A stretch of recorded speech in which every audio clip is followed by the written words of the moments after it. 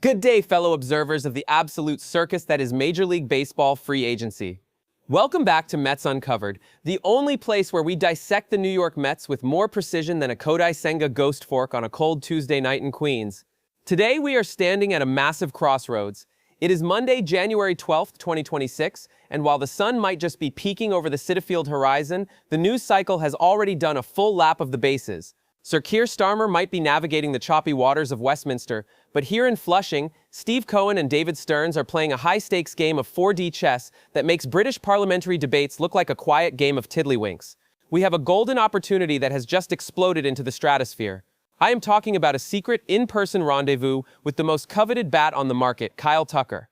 This is the kind of sneaky move that shifts the tectonic plates of the National League, and I have details that have not been whispered anywhere else. We are talking about credible sources, green lights, and a direct assault on the Dodgers and Blue Jays for the soul of the 2026 season. Quick favor, if you're loving this, hit that subscribe button. Over 92% of viewers haven't yet. It is free. Takes a second and means the world to us. Thanks, if you did. Now back to the show. The Secret Summit. In-person details from the Tucker camp. Now let us get into the meat and potatoes of why I am recording this at midnight while the rest of the world sleeps. The news dropped like a bombshell. The New York Mets are officially among the finalists who have met with Kyle Tucker. But while the mainstream media is playing guess the platform, debating whether it was a Zoom call or a carrier pigeon, I can confirm from 4 incredibly credible sources that this was a full-blown in-person summit. This past Thursday, away from the prying eyes of the New York tabloids, seriously, the location was strictly not New York. Steve Cohen and David Stearns sat down with the man himself.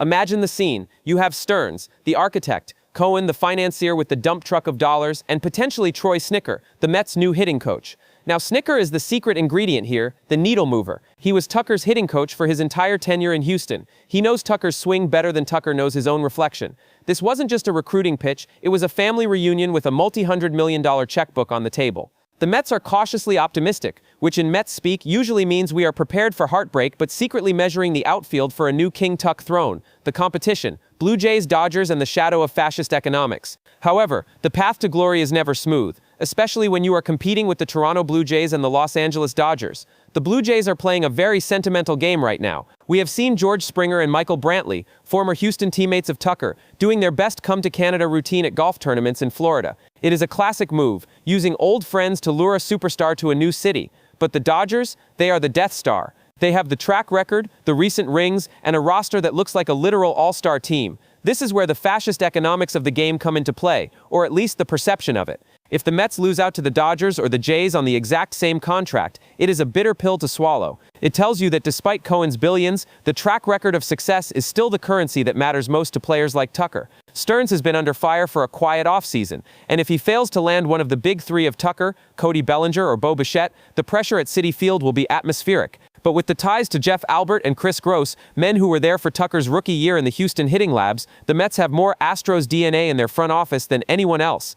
Pitching puzzles, the Zach Gallen and Framber Valdez connection. But wait, the plot thickens even further. You cannot just build a team on home runs alone. You need the arms to prevent them. The reporting suggests that if the Mets land Tucker, their odds of signing Framber Valdez skyrocket. It makes sense, doesn't it? If you are Valdez, why wouldn't you want to follow your superstar teammate to a club headlined by Francisco Lindor and Juan Soto? It is the Yamamoto and Ohtani strategy, but with a Queen's twist. Think of the pitching staff as the circulatory system of the team. If the heart, the lineup is pumping, the rest has to follow. Zach Gallen is also in the mix, and while he is coming off a bit of a down year by his standards, he is a New Jersey native who eats innings like they are digestive biscuits at tea time. He is a workhorse, and in the big market pressure cooker of New York, you need guys who won't wilt under the lights. The Yankees are calling bluffs on Cody Bellinger's asking price, which leaves the door wide open for the Mets to dominate the headlines. If Stearns can pull off the Texas two-step and bring both Tucker and Valdez to Flushing, he won't just have built a team, he'll have built a powerhouse that can rival anything the Bronx has to offer. The trade front, Nico Hoerner and the Yankee bluff. While we are obsessed with Tucker, the New York Yankees are playing a different game entirely. Reports are surfacing that the Cubs might be looking to deal Nico Hoerner after signing Alex Bregman. The Yankees have reportedly reached out with legitimate interest, which could be a massive hint that they are moving away from the Bo Bichette sweepstakes. Hoerner is a contact bat with a Gold Glove caliber infield presence, the exact kind of player that Brian Cashman loves to covet when he is trying to be fiscally responsible. This trade would be a seismic shift. If the Yankees land Hoerner, it essentially pushes Bichette toward the Phillies or a return to Toronto. It also frees up the Mets to go all in on the outfield. The suspense is reaching a breaking point. We have a president of the United States who mocks comedians on Truth Social, but here in the world of baseball, the real comedy is anyone thinking the Mets are out of these negotiations. The pay-to-play pivot for the Dodgers might look attractive, but Steve Cohen is ready to give Tucker a truckload of dollars that would make a lottery winner blush. The next few days are critical. Will we see an official King Tuck announcement, or will the Mets be left at the altar once again? With the night stalkers of the front office working through the night, the answer is coming in days, not weeks. Keep your eyes on the transaction wire and your hearts ready for the roller coaster. Thank you for watching.